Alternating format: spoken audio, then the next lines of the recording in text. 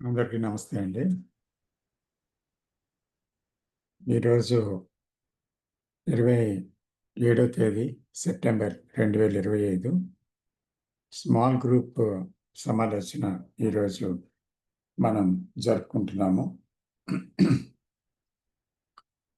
ఆహ్,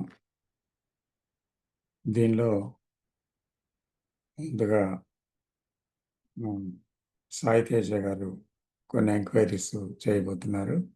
దాంతో మొదలు పెడుతున్నామండి. సాయి తేజ గారు. Sure sir. Thank you sir. Welcome sir. హ్మ్. మొదటి ప్రశ్న సార్, ఇది హుహు. గురువు గురించి సార్. హ్మ్. మన సాంప్రదాయంలో హ్మ్. గురువుకి ఒక శిఖర సమానమైన ప్రాముఖ్యత ఉన్నది. హుహు. ఆహ్, అంటే మనకు ఎన్నో శ్లోకాలు కూడా ఉన్నాయి. గురు హ్మ్. బ్రహ్మ, గురు విష్ణు, హ్మ్. గురుదేవో మహేశ్వర, గురు యాహ్! సాక్షాత్ పరబ్రహ్మ అని. హ్మ్. ఇంకా ఒక గీత కూడా ఉంది. గురు గీత అని. హ్మ్. ఇలా చాలా అంటే ఒక శిఖర సమానమైన ప్రాధాన్యత అనేది ఉంది. హ్మ్. కానీ కృష్ణమూర్తి గారు నాకు ఎందుకో దీని గురించి కాస్త విరుద్ధంగా మాట్లాడారు. హ్మ్. విరుద్ధంగా ప్రకటించారు అని అనిపిస్తున్నదనమాట. ఆహా! అంటే హ్మ్. దీన్ని మనం ఎలా అర్థం చేసుకోవాలి? అంటే కృష్ణమూర్తి గారు కూడా హ్మ్. ఒకానొకప్పుడు హ్మ్. అంటే ఈవెన్ ఆ ప్రాసెస్ అని ఏదైతే ఆయన పేర్కొన్నారో, హ్మ్. అది జరుగుతున్నప్పుడు కూడా హ్మ్. నేను ఇది కరెక్టో కాదో వినింది. ఆయన కూడా ఒక ఒక ఒక థియోసాఫిస్ట్‌కి బుద్ధుడు యొక్క ఒకానొక శిష్యుడి గురించి చెప్తూ, హ్మ్. గురువుకున్న గురువుకెంత ప్రాధాన్యత ఇవ్వాలో వివరిస్తూ, హ్మ్. శిష్యుడు ఎలా ఉండాలో అని చెప్పారని కూడా నేను విన్నాను. కానీ హ్మ్. ఇది జరిగిన కొన్ని రోజులకి, హ్మ్. ఏదైతే నిత్యానంద గారి మరణం జరిగిన కొన్ని రోజులకి, హ్మ్. ఆయన చాలా అంటే ఇన్‌స్టిట్యూషనల్‌గా హ్మ్. ఆహ్, తర్వాత గురువుకి చాలా రాడికల్‌గా ఒక స్టేట్‌మెంట్ ఇచ్చారు. సో, హ్మ్. Truth is a pathless land అని. హ్మ్. దీన్ని ఎవరు చేర్చలేరు. ఎవరు హ్మ్. చేరుకో ప్రయత్నం ద్వారా చేరుకోలేరు. అదే తనంతట తానుగా మీ దగ్గరికి రావాలి అని. హ్మ్. సో, ఇక్కడ గురువు అంటే ఏంటి? హ్మ్. కృష్ణమూర్తి గారి యొక్క బోధనలో ఆహ్, హ్మ్. ఎందుకు ఆయన గురువు, శిష్యుడు అని ఇలా హైరార్కీ పెట్టలేదు? హ్మ్. ఆహ్, ఆహ్, చాలా చోట్ల ఆయన అంటారు. ఎందుకు గురువు, శిష్యుడుగా మనం ఒక ఫ్రెండ్‌లాగా ఎందుకు ఉండకూడదు? ఒక చేతిలో చెయ్యేసి అలా హ్మ్. వాకింగ్‌కి వెళ్తూ మనం ఎందుకు మాట్లాడుకోకూడదు ఇవన్నీ హ్మ్. అని హ్మ్. అన్నారనమాట ఒక హుహు. చోట. హ్మ్. సో, అవును. దీని గురించి కాస్త వివరిస్తారా? ఏంటి యెస్. ఇక్కడ అనేది? చాలా, చాలా మంచి ప్రశ్న వేశారండి మీరు. అయితే ఆయనతోనే కొంచెంసేపు మాట్లాడింది. ఓకే. చాలా మంచి ప్రశ్న వేశారు. అయితే ఆహ్, దీన్ని మనం ఎలా అర్థం చేసుకోవాలి? ఇది హ్మ్. నిజంగా ఈ విరుద్ధమైన ఈ స్టేట్‌మెంట్స్‌కి ఎలా సమన్వయం ఉందా? అసలు లేదా? ఏంటి? అనే విషయాన్ని మనం చాలా లోతుగా పరిశీలించవలసింది. ఎందుకంటే అది సరిగ్గా అర్థం కాకపోతే మీరన్నట్టుగా ఏదో కన్‌ఫ్యూజన్ ఉంటుంది ఈ విషయంలో. సో, ఇది చాలా మందికున్న కన్‌ఫ్యూజనే. ఒకసారి నేను పబ్లిక్ మీటింగ్‌కెళ్ళినప్పుడు కూడా ఈ ప్రశ్నొచ్చింది. సో, అందుకని ఇది ముఖ్యమైన ప్రశ్న. అయితే ఇది చూద్దాం లోపటికెళ్దాం. ఏమంటే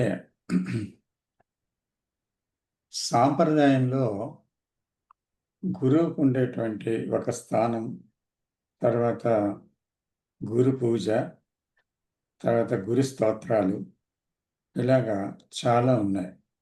అంటే గురువుకి ఒక ప్రామినెంట్ ప్లేస్, ఒక ప్రాధాన్యత ఇచ్చారు. ఇచ్చి మీరన్నట్టుగా ఒక దైవ స్థానంతో పోల్చుతూ వెళ్ళారు. అయితే గురు శబ్దానికి అర్థం ఏంటంటే చీకటి నుంచి వెలుగులోనికి. దీన్నే తమసోమ జ్యోతిర్గమయ అనే ఒక ప్రార్థన ఉంది. అసతోమ సద్గమయ, తమసోమ జ్యోతిర్గమయ, మృత్యోర్మ అమృతంగమయ అనేటువంటిది ఒక ఒక ప్రార్థన. సో, అయితే చీకటి అంటే ఏంటి? వెలుగంటే ఏంటి? చీకటి అంటే మన కృష్ణమూర్తి గారి ప్రకారంగా, సాంప్రదాయ ప్రకారంగా కూడా అజ్ఞానం. అజ్ఞానం అంటే ఈ ప్రపంచంలో ఉండేటువంటిదంతా కూడా తను సంపాదించేది అనుభవంలో సంపాదించే జ్ఞానము ఇదంతా కూడా అతనిలో కొన్ని అభిప్రాయాల ద్వారా తను ఒక నిర్ణయానికి వచ్చి ఆ నిర్ణయాలతో ఏ మనిషి అయితే జీవిస్తున్నాడో అది అభిప్రాయాలతో కట్టబడిన నిర్మాణం, తర్వాత అనుభవాలతో కట్టబడిన ఒక నిర్మాణం అది. సో, ఆ నిర్మాణంలో చీకటి ఉంది. అది నేను అనే అహం నుంచి, అహంకారం నుంచి ప్రవర్తిస్తుంది ఈ అజ్ఞానం. సో, దీన్ని విజ్డమ్ అంటే విజ్డమ్ అని మనకు తెలుసు కదా! విజ్ఞానం కాదు. అది పూర్ణ జ్ఞానం. ఈ జ్ఞానం యొక్క వెలుగు. జ్ఞానాన్ని వెలుగుతో పోల్చారు. ఆ వెలుగు ఎప్పుడైతే వచ్చిందో చీకటి తెరలు మాయమైపోతాయి. అంటే లైట్ వేయగానే చీకటి ఎక్కడుంటుంది? అంతవరకు ఉన్న చీకటి పటాపంచలవుతుంది. కాబట్టి లైట్ వచ్చినంత వరకు చీకటి తప్పదు. కాబట్టి పోవాల్సిందేంటి? చీకటి. రావాల్సిందేంటి? లైట్. అంటే లైట్ వచ్చిన వెంటనే చీకటి అదృశ్యమవుతుంది. అయితే చీకటిని అదృశ్యం చేయటం ఎలాగా అనేటువంటి ఒక బోధన ఏదైతే ఉందో అది గురువు ద్వారా తెలుసుకోవాలి. అంటే నేనులో ఉన్న అజ్ఞానాన్ని ఏమిటి అనేది తెలియచెప్పేది గురువు అని శాస్త్రాలన్నీ చెప్తున్నాయి. అలాగే కృష్ణమూర్తి గారు కూడా కొన్ని పాయింటర్స్ చెప్తున్నారు. నేనంటే ఏంటి? నేనులో ఉండి ఆ భ్రమ ఏంటి? ఆ గత జ్ఞానం ఏంటి? దాని యొక్క ప్రవర్తనలో చిక్కుకున్న మనిషి ఎంత మూర్ఖంగా, ఎంత అసూయపడుగా, ఎంత ద్వేషంతో, ఎంత భయంతో, దుఃఖంతో జీవిస్తున్నాడో చూడండి. మీ జీవితంలో అది ఉందా? చూడండి అని మాట మాటకి చెప్తున్నాడు. అది మీకు తెలుసు. వారు చెప్తున్న విషయం మీకు తెలుసు. అది చూశారు. ఇది కూడా మీరు చూశారు. అయితే ఇక్కడ ఏ విషయం ఏంటి ఉందంటే ఎందుకు వద్దంటున్నారు? అది తీసుకుంటే కారణం ఇప్పుడు గురువులకి పూజ చేయటంలో, గురువుల మీద ఆధారపడడంలో, ఆ గురువే సర్వస్వం అని నమ్మడంలో, ఆ గురువు ద్వారానే తెలుస్తుంది అని తన తనలోని ఉండేటువంటి జరుగుతున్నటువంటి ఒక అజ్ఞానపు ఆలోచనలు, ఒక బంట సంబంధమైన ఆలోచనలు, తర్వాత నిత్య జీవితంలో తను అనేక సమస్యలతో కొట్టుమిట్టాడుతున్నటువంటి సంఘటనలు, ఇవన్నిటినీ ఈ విషయాలు జరుగుతున్నప్పటికీ గురువు ఏం చెప్తారో అది చెయ్యాలి అనేటువంటి ఒక నిర్ణయంలో ఉండి ఆధారపడడంలో ఒకరు కొన్ని చోట్ల ఆగిపోతున్నారు. కాబట్టి అలాంటి ఆధారం లేకుండా కూడా మనకి నేరైన దర్శనం వీలవుతుందా అని అడుగుతున్నారు కృష్ణమూర్తి గారు. ఎందుకంటే ఇక్కడ గురువు యొక్క ప్రాధాన్యత ఎక్కువైపోయి ఈరోజు ఏమైందంటే ఈ బోధ గురువుల కంటే బాధ గురువులు లావైపోయారు. ప్రతిదానికి డబ్బు, ఆశ్రమాలు మీకు తెలుసు. కోట్లాది రూపాయల సంపాదన. ఇలాగా రకరకాల సద్గురువు పేరు పెట్టుకొని కూడా కొంతమంది చేసే పని అదే. అందుకని అనేక మంది సద్గురు రూపంలో ఉండి బాధ పెట్టిన వాళ్ళు ఉన్నారు. అయితే నిజమైన మహానుభావులు ఉన్నారు. వాళ్ళకి పేరు అవసరం లేదు. అటువంటి మహర్షులు ఉన్నారు. ఉదాహరణకి రమణ మహర్షి. సో, వాళ్ళకి పేరు, ఊరు అదేమి అవసరం లేదు. అయితే ఇటువంటి వాళ్ళు ఉన్నారు. ఆళ్ళు ఉన్నారు. అయితే ఇప్పుడేమవుతుందంటే ప్రపంచం అంతా ఎటు మొగ్గు చూపుతుందంటే, ఈ వేషధారణ, ఆశ్రమ నివాసము, తర్వాత ఈ ఎక్కువ జనాలు చూడండి. ఇప్పుడు ఒక షాప్‌లో తక్కువగా దొరకొచ్చును. కానీ మరొక షాప్‌లో దొమ్మిగా ఉంది. చాలా రష్‌గా ఉంటుంది. ఆ రష్‌గా ఉన్న షాపుల్లోకే ఒకళ్ళెళ్తారు. ఖాళీగా ఉన్న షాపుల్లోకెళ్ళరు కదా! అలాగే ఆధ్యాత్మికత కూడా ఎలా తయారైందంటే, ఆయనకి ఎంత పేరుందో ఆ గురువుగారికి ఎన్ని విషయాలు చెప్తున్నారో, అక్కడ ఇలా ట్రాన్స్ వచ్చిందట, అలాంటి ఇలాంటి దృశ్యాలు కనబడుతున్నాయట, ఎన్నెన్నో గొప్ప గొప్ప అనుభవాలు కలుగుతున్నాయట, అదేంటో చూద్దాము, వారి దగ్గరికెళ్తే ఏంటో గొప్ప ఏదో మార్పు వస్తుందట అని కనుక్కొని ఎళ్లి, ఆ తాత్కాలికంగా జరిగే ఆ విషయాల్లో చిక్కుకుపోతున్నారు. చిక్కుకుపోయి ఇదే ధ్యానం అనుకుంటున్నారు. ఇదే ఎన్‌లైటన్‌మెంట్ అనుకుంటున్నారు.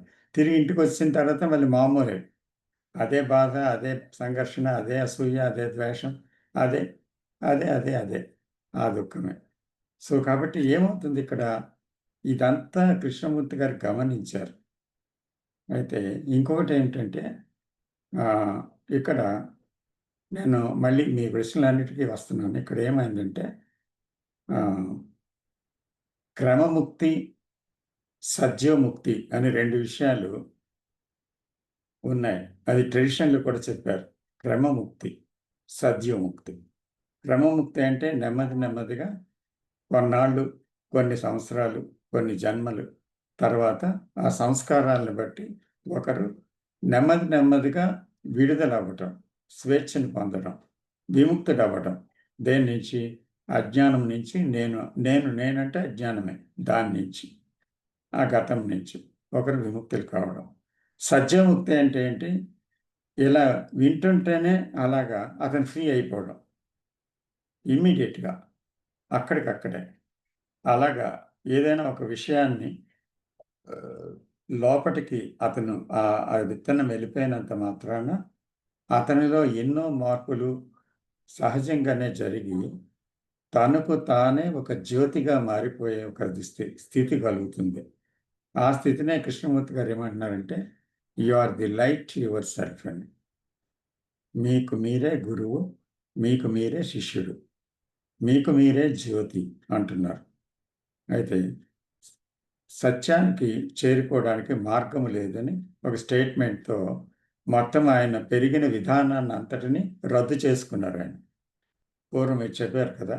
మాస్టర్స్ దగ్గరికెళ్ళటం ఇదంతా ఉంది కదా! అదంతా రద్దు చేశారు. నిత్యానంద మరణం తర్వాత. అసలు ఏం జరిగిందక్కడ ఆయనకి అనేది ముఖ్యంగా తెలుసుకోవాలి మనం. అంటే యాక్చువల్‌గా ఆహ్, కృష్ణమూర్తి గారు ఎలాంటి ప్రయాణం చేశారంటే, ముందు సాంప్రదాయబద్ధమైన ప్రయాణం, తర్వాత సాంప్రదాయాల నుంచి పూర్తిగా విడిపోయిన ప్రయాణం. తన ఓన్‌గా చేస్తున్న ప్రయాణం. తనని కూడా ఆఖరికి ఒక అద్దంలాగా చూడమని, తర్వాత అద్దంతో అవసరం లేదు దాన్ని పగలగొట్టేయమని. అంచేత నేను ఇంపార్టెంట్ కాదు. ఆ teaching important. Teacher is not at all important అనే విషయాన్ని ప్రకటించుకున్నారు. ఆ మీటింగ్ ద్వారా. తర్వాత తర్వాత కూడా ఎన్నో సార్లు చాలా నిర్ద్వంద్వంగా చెప్పారు ఆ విషయాన్ని. అయితే ఎందుకు అలా చెప్పాల్సొచ్చింది? అంటే యాక్చువల్‌గా ఆయన ఆహ్, బెసెంట్ టైమ్‌లో ఆయనకి కుఠూమి మహర్షి, హిమాలయన్ మాస్టర్, ఆ మాస్టర్‌తో పరిచయమైంది. ఒకానొక సమయంలో రాత్రిపూట ఆయన్ని యాస్ట్రల్ బాడీలో తీసుకొనెళ్ళి ఆ! అక్కడికి రాత్రులు తీసుకొనెళ్ళి ఆయన చెప్పిన బోధని తిరిగి పుస్తకంలో 11 ఏళ్ల వయసులో రాసుకున్నారాయన. ముందు గుర్తుంచుకొని ఉదయాన్నే. ఆ ఉదయం లేచేసరికల్లా రాసేసేవారనమాట. రాత్రి చెప్పిందంతా. ఆయన పేరు మాస్టర్ కుఠూమి. ఆయన ఆయన ఆహ్, ఆయన రాసిన తర్వాత ఏమైందంటే ఇలాగా పుస్తకం ఒకటి తయారు చేశారు. దాని పేరే 'at the feet of the master.'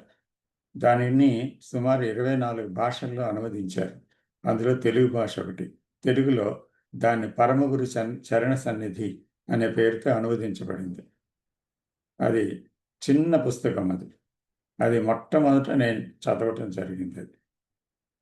నేను ఆధ్యాత్మిక మార్గానికి రా రా రావాల్సిన సమయంలో. అప్పటికే దివ్యజ్ఞాన సమాజం మెంబర్‌ని నేను. తర్వాత చదివిన తర్వాత కృష్ణమూర్తి గారి తాలూకా ఆ పుస్తకం చాలా అద్భుతమైన పుస్తకం అది. దాంట్లో ఈ ట్రెడిషన్‌కి సంబంధించిన చతుర్విధ ధర్మాలు ఉన్నాయి దానికి. దాంట్లో రాసున్నాయి. వివేకము, వైరాగ్యము, షట్‌సంపత్తి, తర్వాత ప్రేమ, ఇలాంటివి అన్నీ చాలా రాశారు విపులంగా. దాన్ని అన్విసెంట్ గారు గ్రంథంగా తయారు చేశారు. దానిని విశ్లేషణ చేసి. ఇదంతా నేను ఎందుకు చెప్తున్నానంటే, తర్వాత వా వా వారికి గౌతమ బుద్ధుడి తర్వాత మీరు చెప్పింది, దానికి ముందు అంటే ఈ ఈ గురువులకు కూడా ఒక ఎవల్యూషన్ ఉంది అని. అది హైయెస్ట్ ఎవల్యూషన్ బుద్ధ స్టేట్ అది. బుద్ధుడంటే ఇట్ ఈస్ ఒక పెర్సానిఫికేషన్ కాదు. It is state of Buddha. It is highest evolution of the man. ఇది వాళ్ళు చెప్పింది. సో, దానికి ముందు స్థితి ఏంటి అంటే ఇతను ఎవరు బుద్ధుడికి ముందు స్టేటు ఒక మాస్టర్ పేరుంది. ఒక మాస్టర్ పేరుంది. ఆయన వచ్చి మీలో నుంచి పలుకుతారు అని చెప్పారనమాట. కృష్ణమూర్తి గారి నుంచి. మైత్రేయ. మైత్రేయ ప్రభు. మైత్రేయ మహర్షి అంటారు. కరెక్ట్. ఎగ్జాక్ట్‌లీ. ఆయన వచ్చి మీలో నుంచి పలుకుతారు. అందువల్ల అందుకని అప్పుడు మీరు వరల్డ్ టీచర్ అని ప్రకటించారు కృష్ణమూర్తి గారి గురించి. తర్వాత ఇవన్నీ అతను వదులుకున్నారు. ఎందుకు వదులుకున్నారు అంటే, అతను ఒకానొక రోజు ఒక నిత్యానంద చనిపోయిన తర్వాత మరణ సమయంలో, ఆ బాధకు గురైన సమయంలో ఒక గొప్ప ట్రాన్స్‌ఫర్మేషన్ ఆయన బ్రెయిన్ సెల్స్‌లో జరిగింది. చాలా పెద్ద ట్రాన్స్‌ఫర్మేషన్ అది. సో, అది విపరీతమైన పెయిన్స్ తోటి వచ్చింది. భరించలేని పెయిన్స్ తోటి. వచ్చిన తర్వాత ఆయన కనుక్కున్నది ఏంటి అంటే, మనలోనే ఆ సంపూర్ణమైన శక్తి ఉంది. అది నిబిడీకృతంగా ఉంది. అయితే దాన్ని మనమే తెలుసుకోవాలి. తెలుసుకోవడానికి ఆధారం అవసరం లేదు. కారణం ఏంటంటే, మన నిత్య జీవితంలో మనం ఎలా జీవిస్తున్నామో, ఎలాగా ప్రతిస్పందన చేస్తున్నామో ప్రతి విషయానికి, మనం ఎలాగ వర్తిస్తున్నామో, ఎలా మాట్లాడుతున్నామో, ఎలాగా వింటున్నామో, ఎలాగ చూస్తున్నామో, ఎలా నడుస్తున్నామో, ఇలాగ ప్రతి కదలికని మనం నిశ్చితంగా ఒక అవును, కాదు అనే విశ్లేషణ గాని, ప్రమేయం గాని, అలాంటి ఒక ప్రమేయం లేని, ఎంపిక లేని ఎరుకతో మనం చూసినట్లయితే, అప్పుడు నిజంగా అది ఈ అది అర్థమైతే దాంట్లో అర్థమవుతుంది. నేరుగా చూడటం జరుగుతుంది ఉన్నదాన్ని. దానివల్ల ఆ ఉన్నదానికి మరణం సంభవిస్తుంది. అప్పుడు మీరు భగవంతుడినో లేకపోతే సత్యాన్నో చేరుకునే ప్రయత్నం అక్కర్లేదు. అది తనంతట తానుగా వస్తుంది. అవును. అది తనంతట తానుగా రావాలి తప్ప, అది మీరు చేరుకునేది కాదు. అంచేత దానికి సాధన, దానికి ఇది కాలం పెడితే దానికి ఒక మోసం జరుగుతుంది.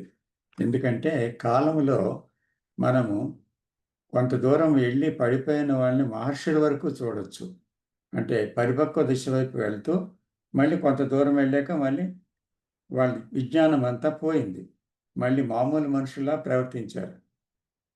తర్వాత ఇంద్రియ లాలసతకో లేకపోతే దేనికో గురయ్యారు అజ్ఞానానికో. కాబట్టి కాలం ఇస్తే మనస్సు యొక్క ప్రభావానికి వాళ్ళు లొంగిపోతారు.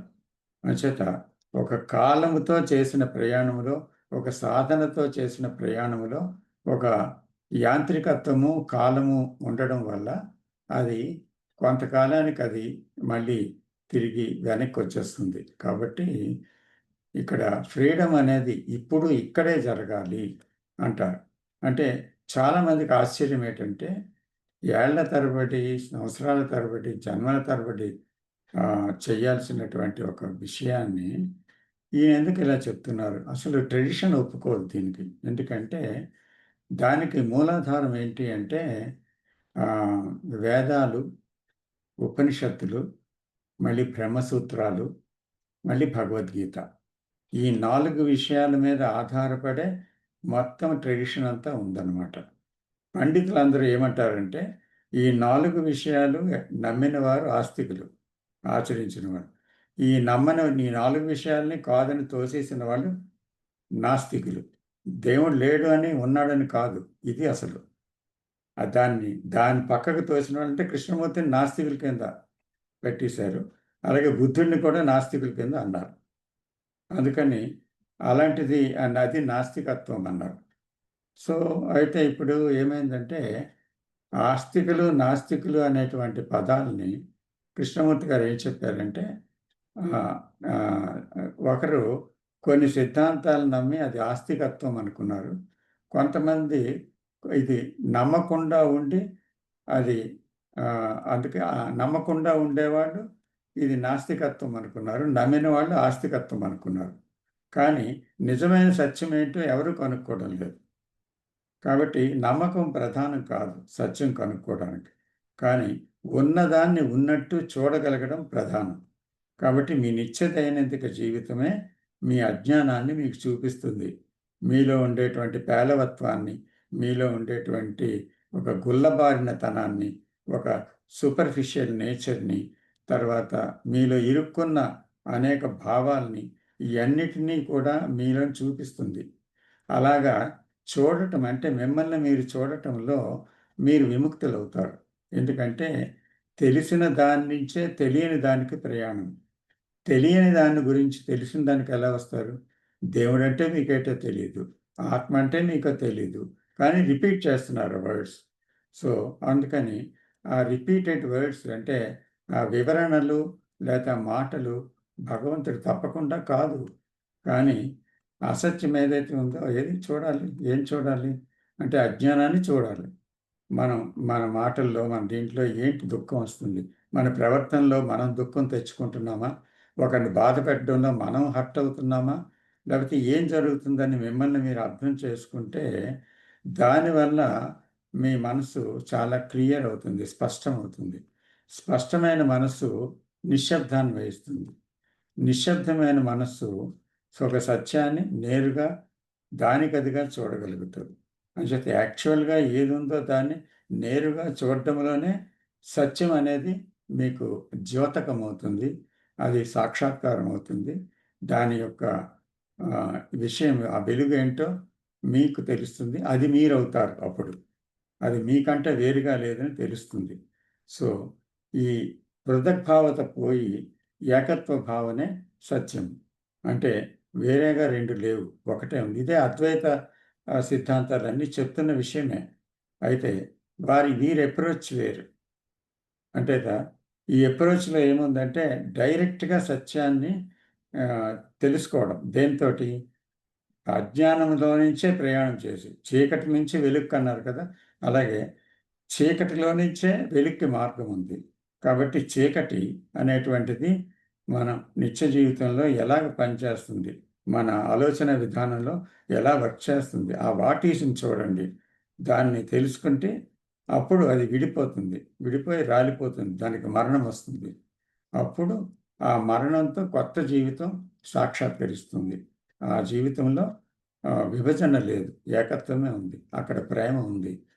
ఇది ఆటోమేటిక్‌గా జరిగేది. కానీ జరిపించే విధానం అంటూ ఏదీ లేదు దీనికని స్పష్టపరిచారనమాట. అయితే ఇందులో కృతకృత్యులైన వారు చాలామంది ఉన్నారు కృష్ణమూర్తి గారి దాంట్లో. అయితే కొంతమంది ఉండొచ్చును. చాలామంది కాకపోయినా. కానీ చాలామంది ఇంకా తెలుసుకోవడానికి ప్రయత్నిస్తున్నారు. కొంతమందికి కొన్ని తెలుస్తున్నాయి. లోపటికెళ్ళగలుగుతున్నారు. నిశ్శబ్దం వస్తుంది. మళ్ళీ, మళ్ళీ కొంచెం అస్పష్టత వస్తుంది. సో, ఇలాగ రకరకాలుగా స్టేజుల్లో ఉన్నారు అందరూను. సో, అందుకని ఇది ఆహ్, అసాధ్యమైన విషయం మాత్రం కాదు. ఇందులో ఒక్కొక్క దగ్గర ఏకత్వం ఉంది. ఒక్కొక్క దగ్గర భిన్నత్వం ఉంది. కానీ మనకి ఇందులో కృష్ణమూర్తి గారి దాంట్లోకి వెళ్ళి పూర్తిగా మనం గ్రహించగలిగితే కేవలం ఏకత్వమే ఉంటుంది. భిన్నత్వం ఉండదు. పూర్తిగా పోతుంది భిన్నత్వం. అయితే పైకి వేరువేరుగా ఉండొచ్చు. కానీ ఆఖరికి జరిగేది మాత్రం ఒక్కటే.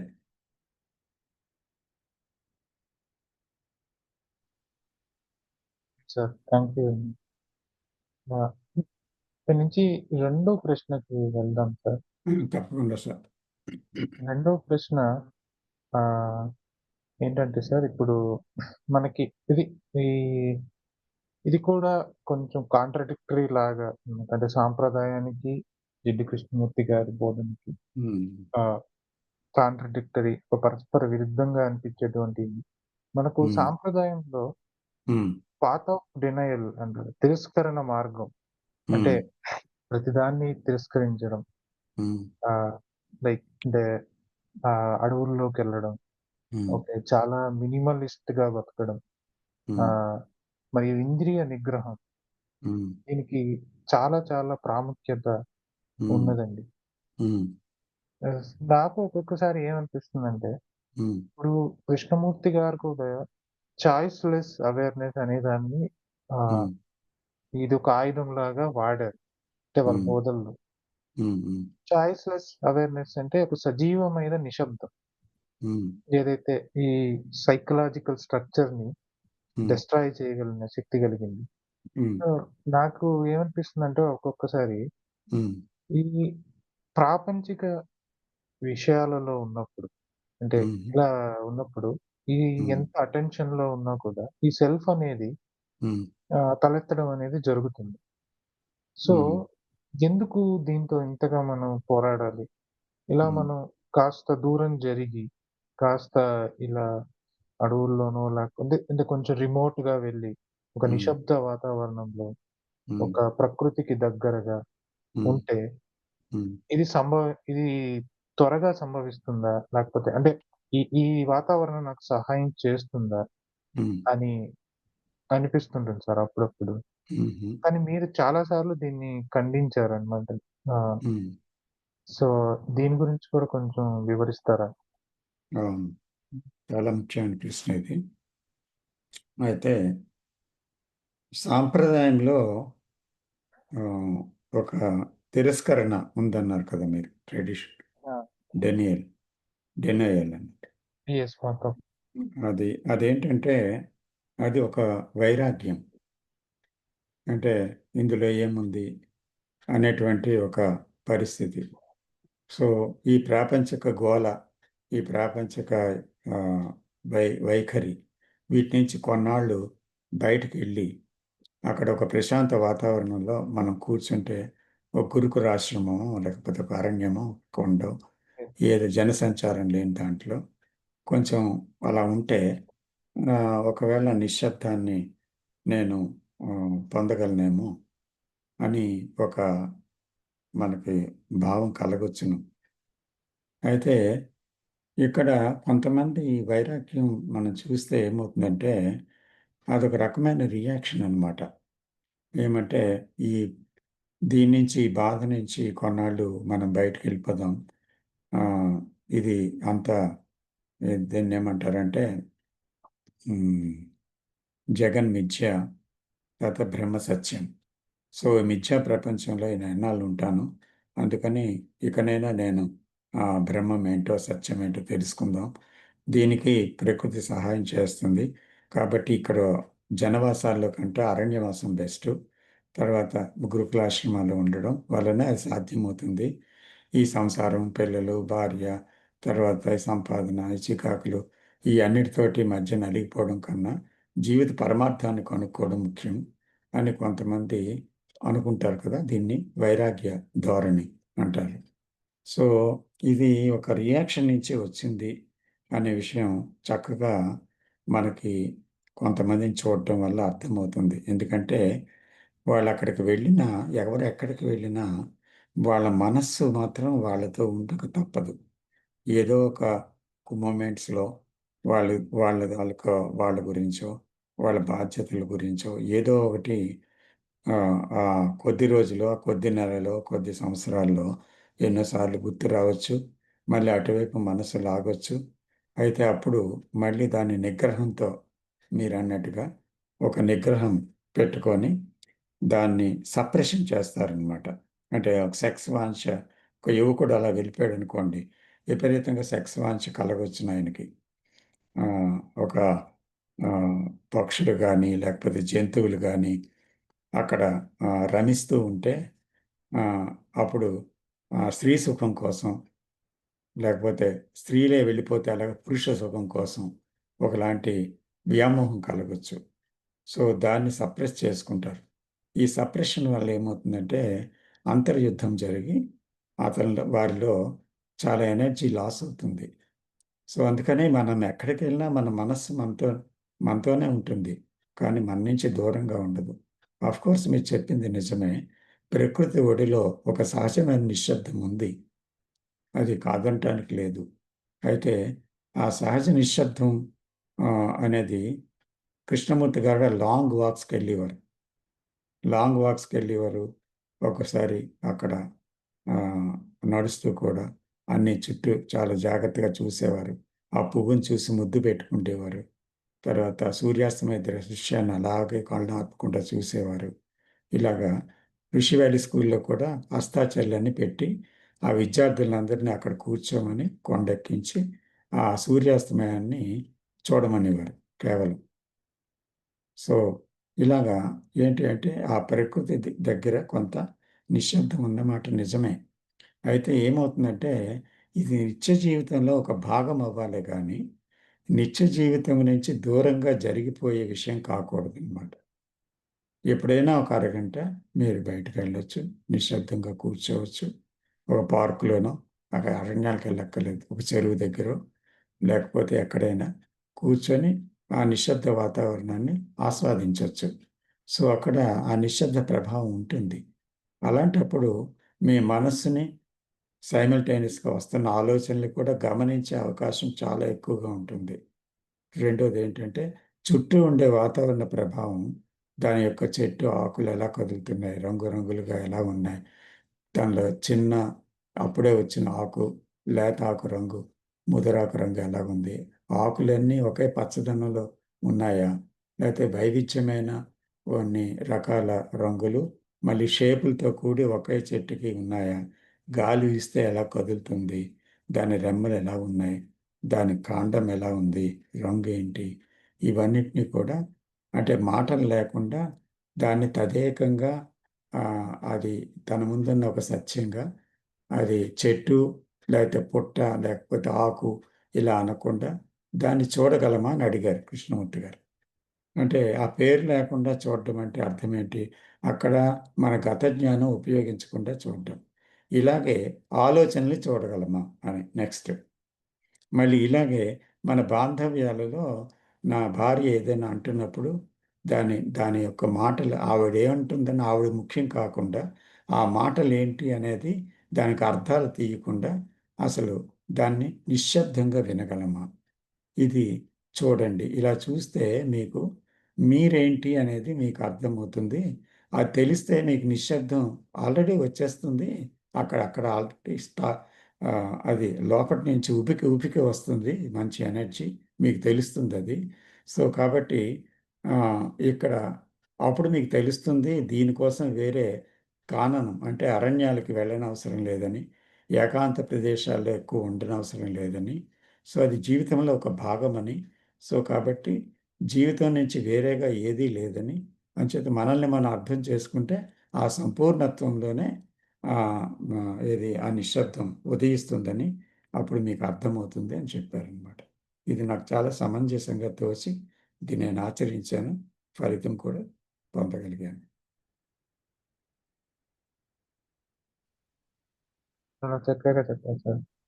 హ్మ్. ఈ సంపూర్ణ అదే నిశ్శబ్దం అనేది జీవితానికంటే వేరుగా లేదు అనేది మనకు తెలుస్తుంది అల్టిమేట్‌గా.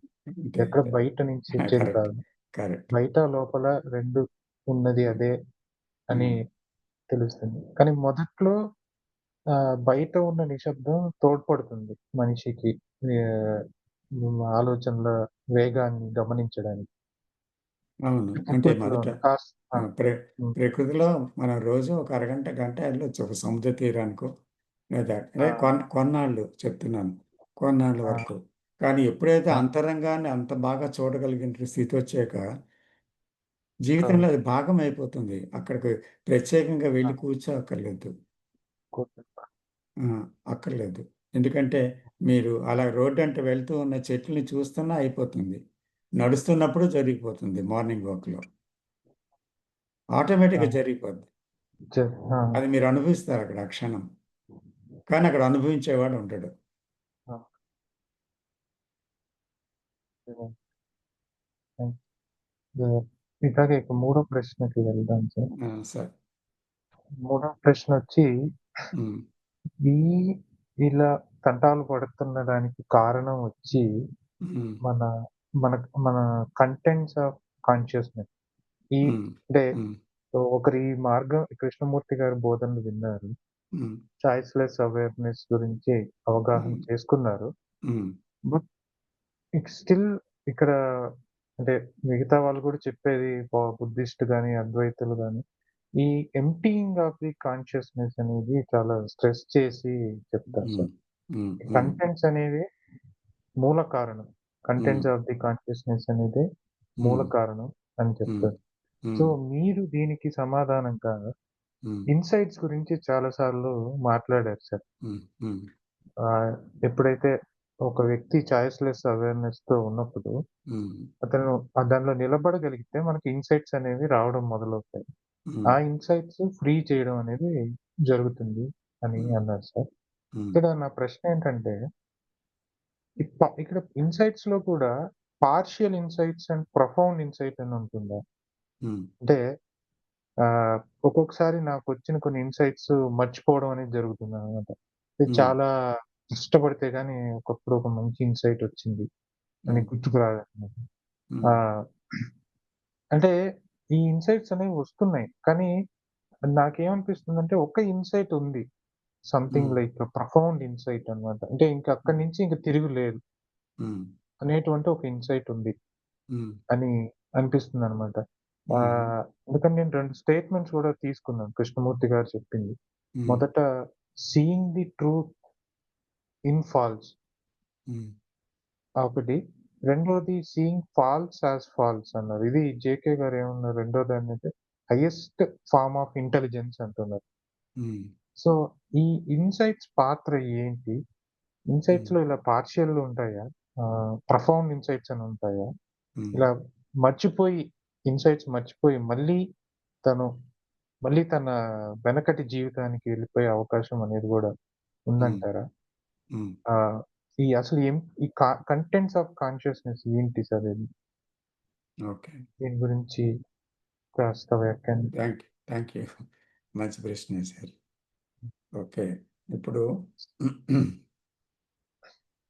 కంటెంట్ ఆఫ్ కాన్షియస్‌నెస్ అంటే the whole consciousness of the mankind. అంటే మనుషులందరిలో ఉండేటువంటి చైతన్యం. మానవ చైతన్యం అనండి. ఈ చైతన్యం ఏంటి అంటే నేనుకు సంబంధించిన చైతన్యం. అంటే లౌకిక జ్ఞానం, అనుభవ జ్ఞానం, గత జ్ఞానం. ఈ అన్నిటితోటి కూడుకున్న ఒక జ్ఞానం అన్నమాట. ఇది కంటెంట్. ఇందులో ఏముంటాయి? అసూయ, ద్వేషం, భయం, సంఘర్షణ ఇలాగా మనకి తెలిసిన గుణాలన్నీ కామన్‌గా అన్ని దేశస్తుల్లోనే ఉన్నాయి. మనలోనే ఉన్నాయి. స్త్రీ, పురుష భేదం లేదు. జాతి భేదం లేదు. ఏం లేదు. మానవులందరిలో ఉన్నది ఇదే. సో, కాబట్టి ఇది అందుకే ఒక్కోసారి అంటారు. You are the world and the world is you అనే మాటలో ఒక అర్థం, ఒక అర్థం ఇదే. ఇదే అందరిలో ఉన్నది. నీలో ఉన్నది ఇదే. కాబట్టి నువ్వే ప్రపంచ చైతన్యంలో భాగము. ప్రపంచం నీ నీ చైతన్యంలోనే ఉంది అని అర్థముగా చెప్తారనమాట. అయితే ఇప్పుడు ఈ కంటెంట్ అంటే ఏంటి?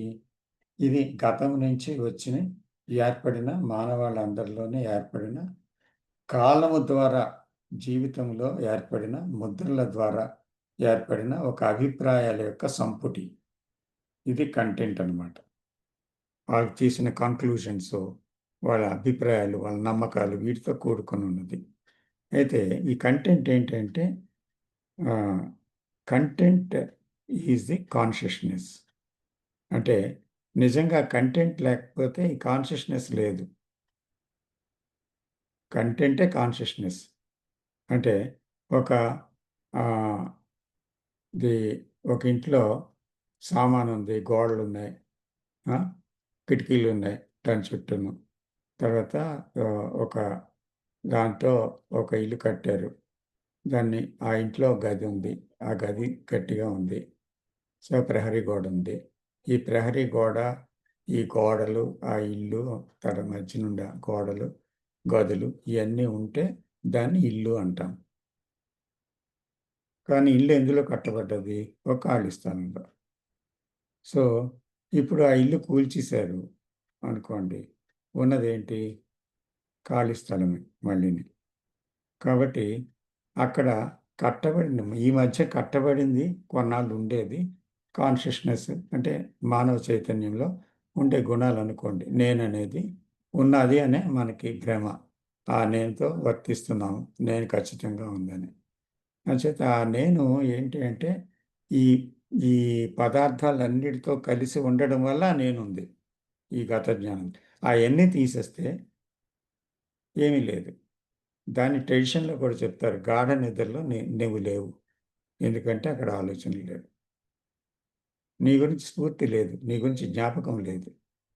సో, అలాగే ఎవరికైతే ఆ నేను గురించి జ్ఞాపకాలు లేవో ఆ సమయంలో అది స్ఫురణలోకి రాదో, ఆ సమయంలో ఏముంది? ఖాళీ స్థలమే ఉంది. అక్కడ నేననేది ఎక్కడా లేదు. అది. అంచేతే ఈ కంటెంటే కాన్షియస్‌నెస్. కాన్షియస్‌నెస్‌లో ఉన్నదే కంటెంట్. ఈ 2 మనం బాగా ముందు అర్థం చేసుకోవాలి అని చెప్పడం జరిగింది. ఇంకొకటేంటంటే ముఖ్యంగా ఆహ్, ఇంకో ప్రశ్న మీరు ఇన్‌సైట్ గురించి అడిగారు. ఇన్‌సైట్ ఏంటి అంటే దాని యొక్క రోల్ ఏంటి? దాని ఉపయోగం ఏంటి అని. సో, ఇన్‌సైట్ అనేది ఇందాక మీరు చెప్పినట్టుగా చాలా సార్లు మనం దాని గురించి మాట్లాడుకున్నాం. అయితే ఇన్‌సైట్ అనేది 2 విధాలుగా ఉందా అని మీరడిగారు. అంటే పాక్షికమైనది partial insight and profound insight అంటే గాఢమైనది. ఇలా 2 ఉన్నాయా అని అడిగారు. అంటే పాక్షికమైన ఇన్‌సైట్ అంటే యాక్చువల్‌గా ఇన్‌సైట్ అనేటువంటి ఒక భ్రమ అది. పాక్షికమైనది ఇన్‌సైట్ కాదు. ఎందుకంటే మనకి ఇది నిజమని తోపించింది ఆ క్షణం అంతే. మనసుకి తోపించింది. కాబట్టి అది పాక్షికంగా ఉండి, పాక్షికంగా పోతుంది. అది ఉండదు, నిలబడదు. ఆ క్షణం అనిపించింది. ఒకటి రోజు అనిపిస్తూ ఉంటుంది. తర్వాత అది మాయమైపోతుంది. మరుండదది. ఎందుకంటే అది గాఢమైనది కాదు. సో, ప్రొఫౌండ్ ఇన్‌సైట్ అంటే ఏంటి? అంటే ప్రొఫౌండ్ ఇన్‌సైట్‌లో ఏం జరుగుతుందంటే, అతనిలో ఒక పరివర్తన అక్కడికక్కడే జరిగిపోతుందనమాట. ఇది గుర్తు తెచ్చుకునేది కాదు, గుర్తుండేది కాదు. ఇది బాగా తెలుసుకోవాలి. గుర్తు తెచ్చుకునేది కాదు, గుర్తుండేది కాదు. అక్కడేంటంటే, ఆ సమయంలో చూడటమే చర్య అంతే. అంటే అక్కడ మనం చూసి చూడడంలో ఏమవుద్దంటే, అంత లోతుగా చూసినప్పుడు అంటే ఆ సైలెన్స్‌లోంచి చూస్తాం ఆ సమయంలో. ఎంపిక లేని ఎరుకలో చూస్తున్న సమయంలో ఆహ్, చాలా లోతుగా ఒకసారి ఆహ్, నిశ్శబ్దంలో ప్రయాణం చేయడం మన అంతరంగం మనస్సు యొక్క పొరల్లోంచి లోపటికి అది అలాగా సింక్ అవుతూ వెళ్తుంది. అంటే చొచ్చుకొని పోతుంది కొంత దూరం. వెళ్ళిన తర్వాత ఒక ప్రొఫౌండ్ ట్రూత్ మనం చూస్తామక్కడ. అది చూడగానే ఏమవుద్దంటే మనలో ఆ సత్యాన్ని చూడగానే అక్కడ ఏమవుతుందంటే ఏది అసత్యమో దాన్ని స్పష్టంగా వదిలివేయగలిగేటువంటి ఒక ఆహ్, శక్తి పుడుతుంది. అంటే సహజంగా. మనం వదలము. కానీ అది దానికదే రాలిపోయే శక్తి పుడుతుంది. రాల్చేస్తుందది. రాలిపోతుందది. ఉన్న తర్వాత అప్పుడేమవుతుంది అక్కడ ఒక ఒక గొప్ప పెను మార్పు జరుగుతుంది. అంటే ఫిజికల్‌గా ఆయన ప్రవర్తనలో, ఆయన చూసే చూపులో, ఆయన మాటల్లో, తర్వాత అన్నిట్లో కూడా ఓ పరివర్తన చాలా స్పష్టంగా తెలుస్తుందనమాట. ఇలాంటివి కొన్ని దర్శనాలు ఎప్పుడైతే జరిగాయో, ఆ మనిషికి పూర్తిగా మానసిక పరిధి నుంచి దాటేటువంటి ఒక అవకాశం దొరుకుతుందనమాట. అది ప్రొఫౌండ్ ఇన్సైట్. అంచేతది తెచ్చుకునేది ఎంత మాత్రం కాదు. చూసిన వెంటనే అది ప్రొఫౌండ్‌గా మనలో మార్పుని తీసుకొనొచ్చేస్తుంది. అది ప్రొఫౌండ్ ఇన్సైట్ అనమాట. తర్వాత ఇంకోటేంటి అంటే, మీరు మరొకటి అడిగారు. ఆహ్, ఇది ఇంకోటేంటంటే శ్రద్ధావంతులకి ఈ ఎప్పుడైనా అంత గాఢమైన శ్రద్ధ ఉంటే పరివర్తన అనేది ఈ ఇన్‌సైట్‌లోనే జరిగిపోతుందనమాట. ఇన్‌సైట్‌లోనే జరిగిపోతుంది. ఇన్‌సైట్ వచ్చిన తర్వాత మళ్ళీ కొంతకాలం ఆ ఇన్‌సైట్ మీద మళ్ళీ వర్క్ చేయడం కాదు. So, the very seeing itself is transforming అనమాట. అంతే. తర్వాత ఇంకొకటి మీరు 2 స్టేట్మెంట్‌ల గురించి చెప్పారు. అంటే seeing the truth in the falls ఒకటి. తర్వాత సీయింగ్ ఫాల్స్ యాస్ ఫాల్స్ ఒకటి. పార్ట్ ఆ! అంతేనా? అవును. ఆ! ఈ 2 స్టేట్మెంట్ చెప్పారు. అయితే దీంట్లో ఏంటంటే ఆహ్, ఆహ్, సత్యంగా కనిపిస్తున్న ప్రపంచం ఒకటి ఉంది కదా! నిత్యంగా, అవును. సత్యంగా మన ముఖ్యంగా ఎదురుగుంట మన మనకి ఎదురుగుండా మన మన ఎదురుగా ఉన్న రోజు ప్రపంచం ఆ! నిజంగా ఉన్నట్టుగా మనకు ఉంది. కనిపిస్తుంది. నిత్యంగా అవును. ఉంది, సత్యంగా ఉన్నది ఆ! అని. అయితే అందులోని ఇందులోని నిబిడీకృతమే. అంటే అయితే ఇది ఎంత నిత్యంగా కనిపించినా అది అనిత్యంగానే అయిపోతుంది చివరికి. శరీరం గాని, ఆ తర్వాత చుట్టూ ఉండే ఆస్తిపాస్తులు గాని, ప్రేమించిన భార్య గాని, లేతే ఫ్యామిలీ గాని, ఉద్యోగం గాని ఏదైనా కొంతకాలం ఉండి పోయేదే కదా! అంచేత అది అనిత్యం. కానీ పైకి సత్యంగా కనిపిస్తుంది. కానీ ఆహ్, ఈ అది కనిపించేదేంటి? కనిపించేది ని నిజంగా కనిపిస్తుంది. కానీ అది అబద్ధం. అబద్ధం. అబద్ధం.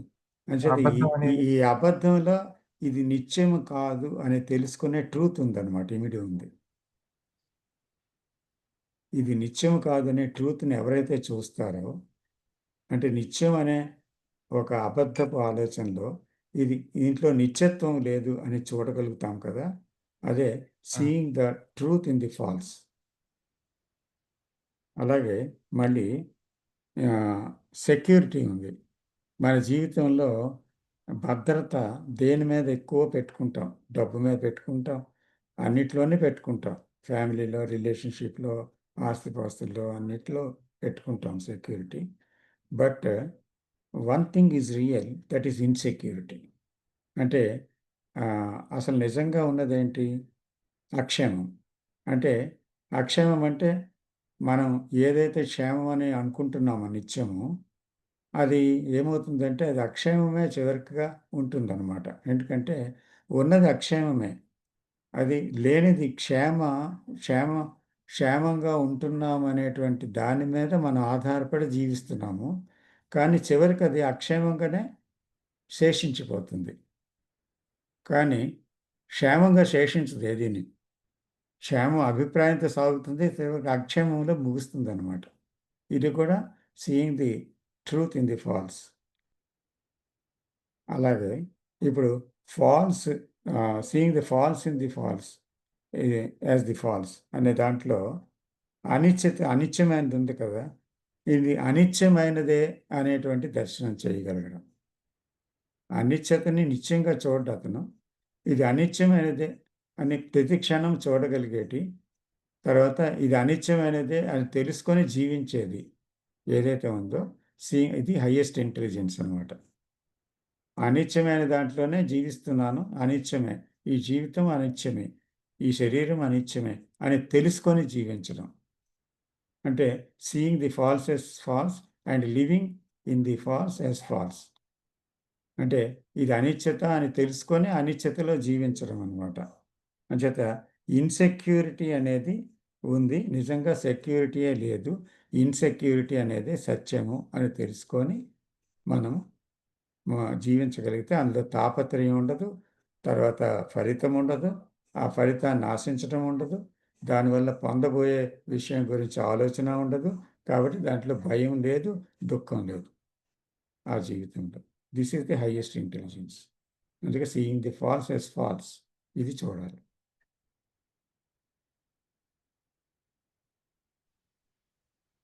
Thank you sir. చాలా చక్కగా వివరించారు.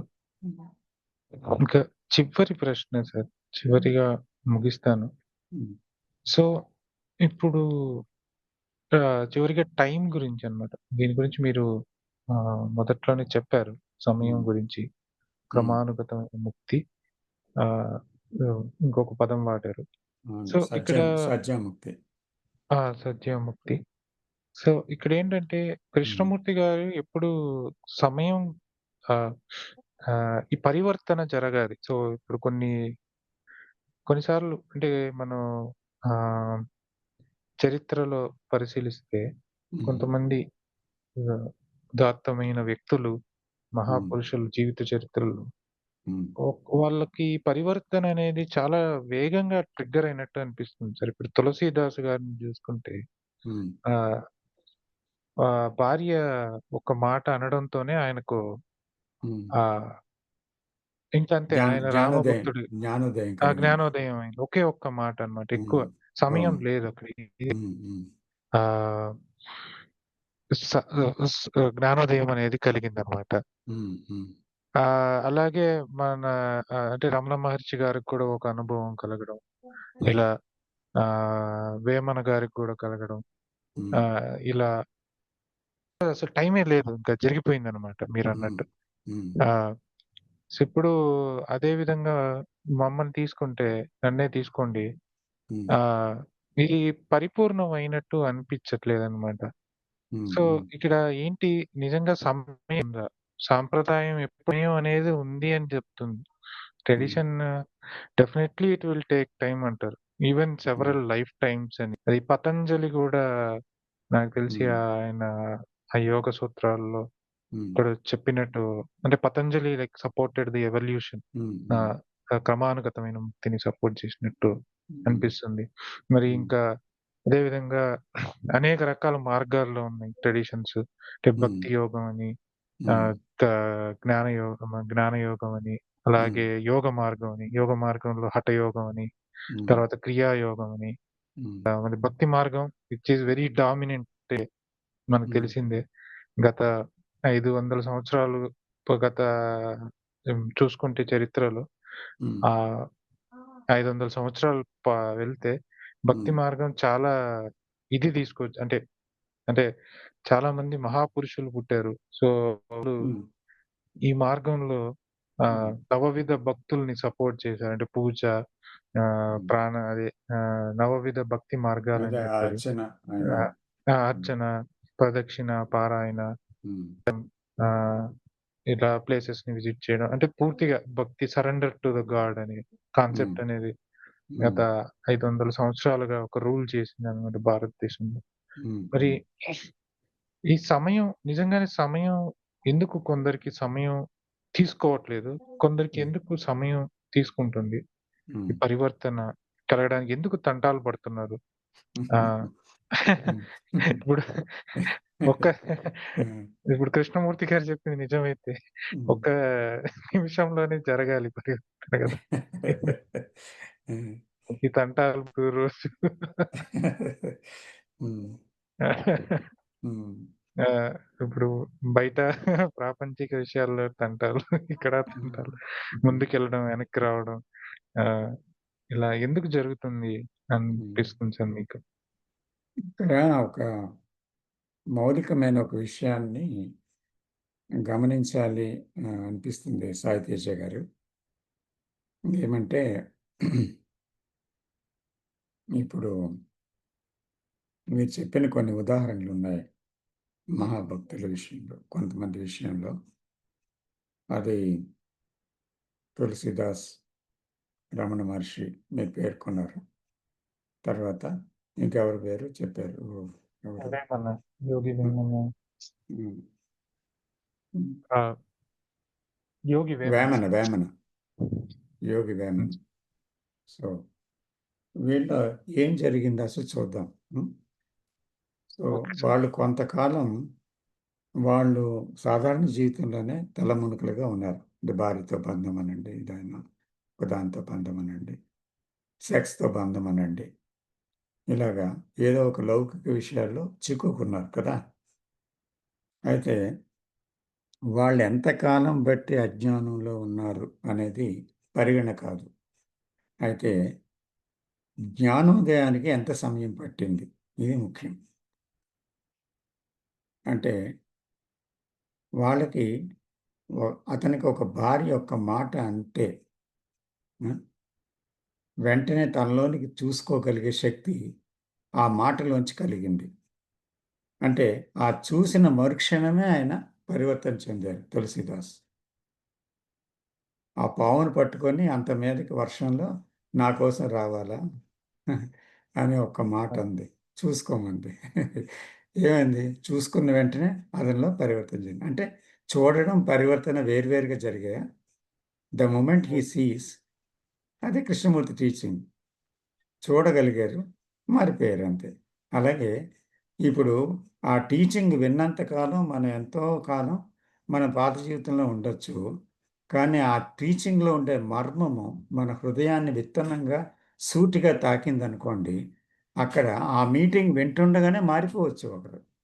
అందుకే కృష్ణమూర్తి గారు అడుగుతారు, "ఇన్ని సార్లు నా మీటింగ్‌కి ఎందుకు రావాలి మీరు? నాకు ఆశ్చర్యంగా ఉందని." మిమ్మల్ని అర్థం చేసుకుంటే నన్ను అర్థం చేసుకోవడానికి మీరు రాలేదు. మిమ్మల్ని మీరు అర్థం చేసుకోవడానికి ఇక్కడికొచ్చారు. కాబట్టి మిమ్మల్ని మీరు చూసుకోండి నా మాటల్లో. అంతే. నా మాటలు ముఖ్యం కాదని. సో, అందుకని భార్య మాటల్లో తను తాను చూసుకోవడం జరిగింది. దానికి ఎంతకాలం పట్టిందంటారు? వెంటనే, వెంటనే బయటకొచ్చేసాడు కదా! అలాగే అవును సార్. రమణ మహర్షి తనకి ఆహ్, ఆ మరణానుభవం నుంచి బయటకొచ్చారు.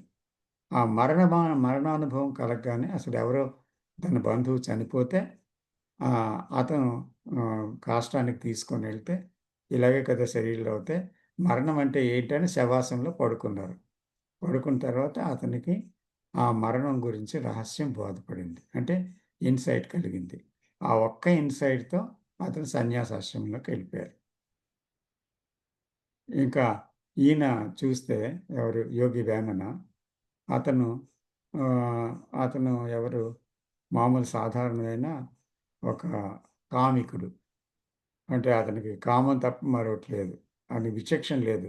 వదిన గారని, ఇదని, అదని ఎవరు లేరు. సో, మొత్తం మీద స్త్రీ దేహం అంటే పిచ్చి ఆయనకి.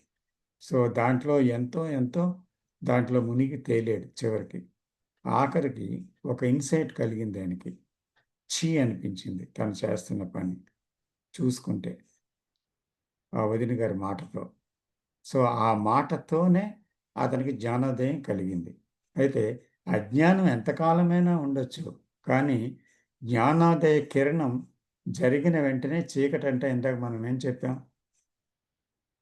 అసతోమ వెలుగు సద్గమయ, రావడమే తమసోమ సద్గమయ. అంటే ఆ! వెలుగు రాగానే చీకటి పోతుంది. చీకటి పోతుంది. అంతే. అంటే ఆ వెలుగేంటి? చూపే. హ్మ్. ఎవరైతే సరిగ్గా నేరుగా తను ఎవరు, తను ఏం చేస్తున్నారని చూడడం చూడడం సంభవించిందో అది జరిగిపోయింది. అయితే మనకెందుకు జరగటం లేదంటే ఆ చూపు ఇంకా రాలేదు. హ్మ్. ఆ చూపు ఇంకా జరగలేదు. జరగలేదు. అయితే జరగదని కాదు, ఎంతకాలం పడుతుందనేది కాదు. ఆ ప్రశ్న వదిలేసి మనం శ్రద్ధావంతులై ఉన్నప్పుడు ఏదో ఒక క్షణంలో ఏదో ఒకటి సంభవిస్తుంది. దాని ద్వారా ఒక మాట ద్వారా లేదా ఒక దీని ద్వారా టీచింగ్ అక్కర్లేదు. ఒక సన్నివేశం ద్వారా సడెన్‌గా మన మీద మనకి కనువిప్పు కలుగుతుంది. ఎప్పుడైతే కళ్ళు విడిచి నేరుగా చూసామో మొత్తం జీవితమే ట్రాన్స్‌ఫార్మ్ అయిపోతుంది. అది ప్రొఫౌండ్ ఇన్‌సైట్ అన్నమాట. ఇక్కడ కూడా వస్తది ఆ ప్రొఫౌండ్ ఇన్‌సైట్. అప్పుడు జీవితమే మారిపోతుందన్నమాట. మ అంచేత ఇక్కడ పతంజలి కూడా ఇప్పుడు చెప్తారు చూడండి.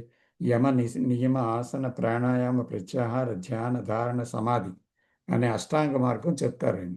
అంటే క్రమంగా ఆహ్, అంతరేంద్రియ నిగ్రహం, బాహ్యేంద్రియ నిగ్రహం ఇలాగ.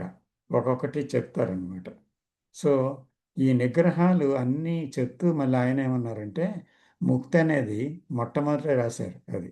ముక్తనేది ఒక గులాబీ పువ్వుని తెంపడం కంటే ఈజీ అన్నారు.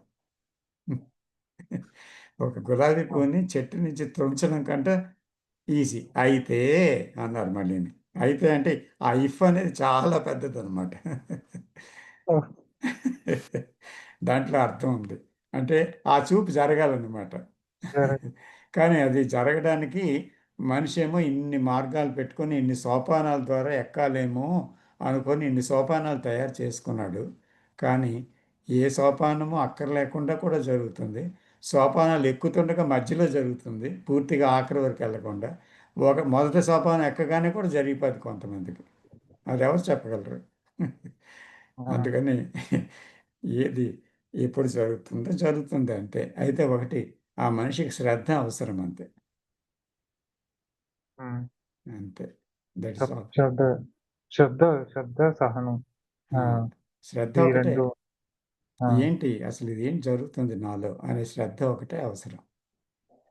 నేనేం చేస్తున్నాను అనే శ్రద్ధ అవసరం. ఆ శ్రద్ధే నిజంగా ఆహ్, మొత్తం పగలగొడుతుంది. కొత్తది ఏదో దాన్ని తెచ్చిపెడుతుందనమాట. దీన్నే కృష్ణమూర్తి గారు అటెన్షన్ అని పిలిచారు కూడా. Not simple awareness but it is attention అని. సెకండ్. మరి అటెన్షన్‌కి, చాయిస్‌లెస్ అవేర్‌నెస్‌కి పెద్ద తేడా ఏమీ లేదు. సో, నిశ్శబ్దములో నుంచి నిశ్శబ్దంలోనికి ప్రయాణం. హ్మ్. అంటే ఆ చాయిస్‌లెస్ అవేర్‌నెస్‌లో నిశ్శబ్దం ఉంది. ఆ నిశ్శబ్దమే నిశ్శబ్దంలోనికి ప్రయాణిస్తుంది. నిశ్శబ్దంలో నుంచే ప్రయాణిస్తుంది. అంచేత ఆ నిశ్శబ్దం నిశ్శబ్దంలో నుంచే నిశ్శబ్దాన్ని లోనికి మళ్ళీ ప్రయాణం చేస్తుంది. అంచేత ఉన్నదంతా నిశ్శబ్దమే.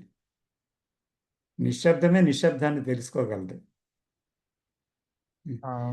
అందుకని నిశ్శబ్దంగా. ఆ!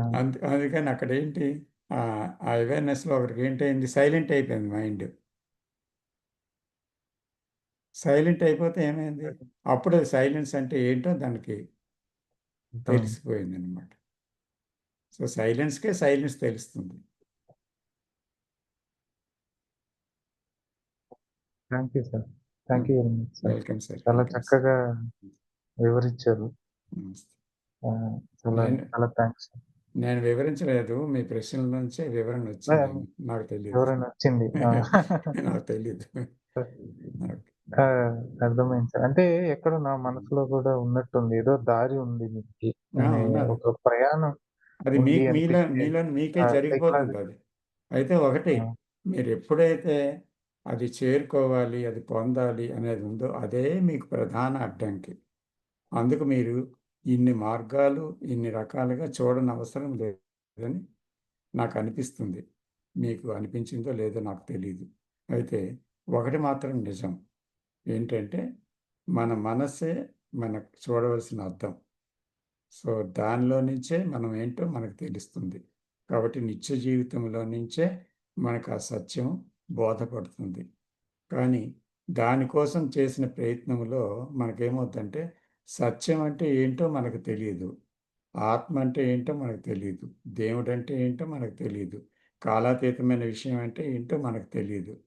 కానీ దాన్ని తెలుసుకోవడానికి ప్రయత్నించడంలో ఎవరు తెలుసుకోబోతున్నారు? ఎందుకంటే తెలియని దానికి ఎలా తెలుసుకుంటారు? మీకు పూర్తిగా తెలియని దాన్ని ఎలా తెలుసుకుంటారు? సో, కాబట్టి తెలిసింది అంతమైతే ఆ తెలియనిదేదో దానంతట అది రావాలి అంటున్నారు కృష్ణమూర్తి. అదే కదా సత్యము. అదే వస్తుందంతే. దాని స్థానంలో ఇది వస్తుంది. అందుకే కోపం అనేది పూర్తిగా అర్థమయ్యేది పోతే దాని స్థానంలో శాంతం ఉంటుంది. శాంతాన్ని ప్రాక్టీస్ చేయక్కర్లేదు ఎవరు. చేస్తే అది శాంతం కాదు. కోపం పోతే ఉన్నది శాంతమే కదా! అంచేత ఏదైతే నెగెటివ్ పోతుందో ఆ పాజిటివ్ ఉంటుంది. పాజిటివ్ అని వేరే పెట్టుకోక్కర్లేదు. పాజిటివ్, నెగెటివ్ అని పెట్టుకుంటే యుద్ధమొస్తుంది. లోపల ఘర్షణొస్తుంది.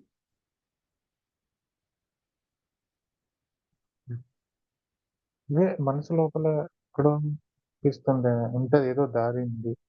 హ్మ్. ఏదో ఊత, ఏదో సహాయం అంటే ఏదో పాత్ ఉంది అనిపిస్తది. అది మేబీ అది కూడా ఒక ఆబ్‌స్టకిల్ అదే స్ట్రగులే. అనిపిస్తుంది సార్. స్ట్రగులే.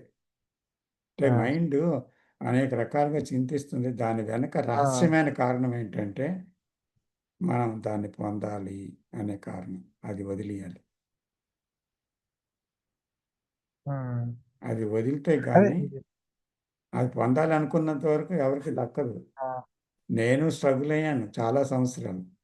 మీకు తెలీదు. సో, ఎప్పుడైతే అది వదిలేసానో అప్పుడు తెలిసింది. నేను ఆ! పట్టుకున్నాను గనక అది దొరకలేదని. ఆహా! అర్థమైందా? సో, కాబట్టి, అర్థమైంది సార్. కాబట్టి ఆహా! ఉన్నది ఏదో అదే చూడాలంతే. లేనిది గురించి ఆలోచించకండి. ఆలోచించండి. ఉన్నదేదో చింతించండి. చూడండి. ఆ! దాని నుంచే మార్గం ఉంది లోపటికి. ఓకే. అది. Thank you sir. Thank you very నమస్తే. మచ్. నమస్తే. శివ గారు ఆ! నమస్కారం సార్. నమస్తే. చక్కగా వివరించారు. హ్మ్.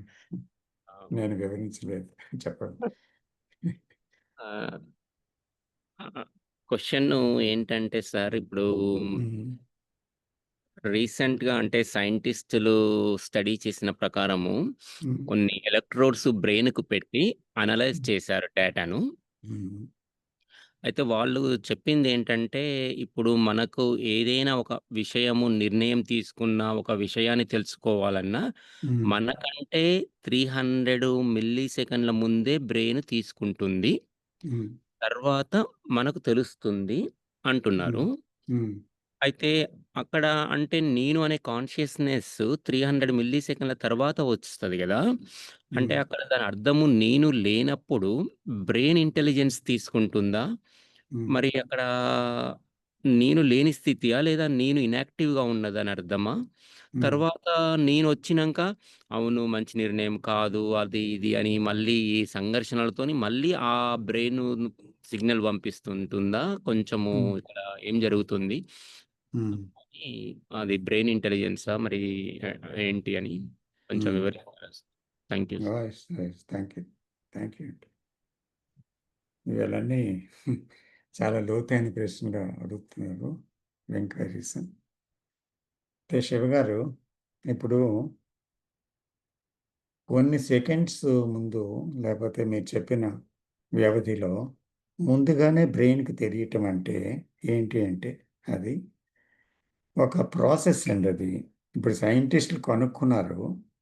కానీ కనుక్కోక ముందే ఇది ఆల్రెడీ ఆహ్, వెల్లడించబడింది కొంతమంది మహర్షుల చేత.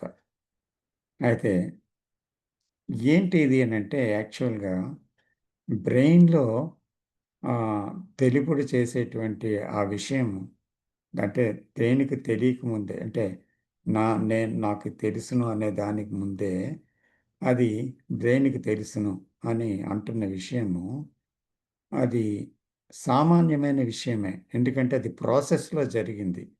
అంటే మన ఎగ్జిస్టెన్స్‌లో ఒక ప్రాసెస్ ఉంది. ఈ ప్రాసెస్‌లో బ్రెయిను, మైండు, దేహము, రక్తనాళాలు, గుండె ఇలాగా ఎన్నో భాగాలున్నా ఈ భాగాల్లో బ్రెయిన్‌కి, మెదడుకి అంటే మెదడుకి, ఈ మనసుకున్న సంబంధం గురించి మనము చూసినట్లయితే, ఈ మెదడు అనేటువంటిది ఒక రికార్డింగ్ ఇన్‌స్ట్రుమెంట్ అనమాట అది. అయితే దీనిలో ఎప్పుడో ఒకప్పుడు ఏదో జరిగినటువంటి విషయాలు అన్నీ ముద్రించబడి ఉన్నాయి. అంటే ఫ్రమ్ మిలియన్స్ ఆఫ్ ఇయర్స్ నుంచి. ఈరోజు బ్రెయిన్ కాదది. ఇది చాలా ఓల్డ్ బ్రెయిన్ అనమాట. దానికి ఎన్నో తెలుసును ఇదివరకే. అందువల్ల మన నిత్య జీవితంలో మనం మనం జరపబోయే విషయాలు, ఇంకా మన ఆలోచన స్ఫూర్తిలో స్పర్ధంలోకి వచ్చే విషయాలు ముందే ఆ బ్రెయిన్‌కి ఒక ప్రాసెస్‌లో తెలిసిపోతుందంతా. అయితే ఇది తెలుసుకోవటం అనేది రావటం అనేది ఏంటంటే, ఆటోమేటిక్‌గా ఒక తెలియని దాని నుంచి తెలిసిన దానిలోనికి ఒక ప్రయాణం అన్నమాట. అంటే ముందు తెలియదు బ్రెయిన్‌కి. అంటే ఫంక్షనల్ బ్రెయిన్‌కి తెలీదు.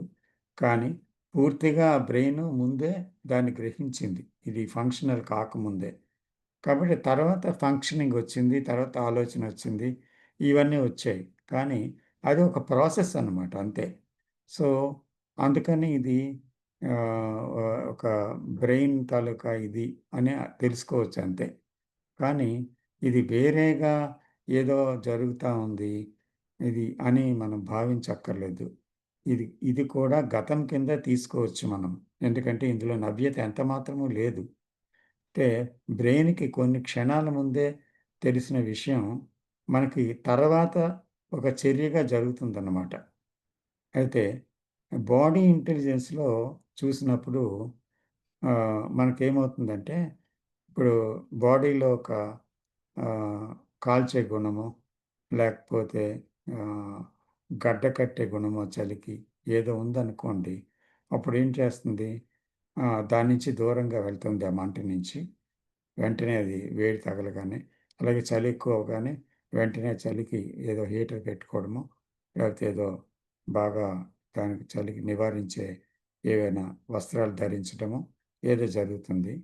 అంచేత ఇది ఇది కూడా అంటే బాడీ ఇంటెలిజెన్స్ అనేది లాగే బ్రెయిన్‌కి కూడా ఒక ఇది ఉందన్నమాట. ఆ ఇంటెలిజెన్స్ ముందుగా తనకు తెలియకుండానే జరిగేది. అంచేత అక్కడ కూడా ఆలోచన ఏది లేకుండానే ఇవి జరిగిపోతున్నాయన్నమాట. అంచేత అందులో పెద్ద విషయం లేదు. అయితే తెలియడం వల్ల అది ఆటోమేటిక్‌గా యాక్షన్‌లో తర్వాత కొద్దిగా టైమ్ గ్యాప్‌లో ఆ చర్య మన నుంచి వ్యక్తమవుతుంది. అంటే ఆటోమేటిక్‌గా అదొస్తుంది. కానీ చర్య తర్వాత వ్యక్తమవుతుందన్నమాట. సో, అందులోని కొత్తదనం ఉందంటారా?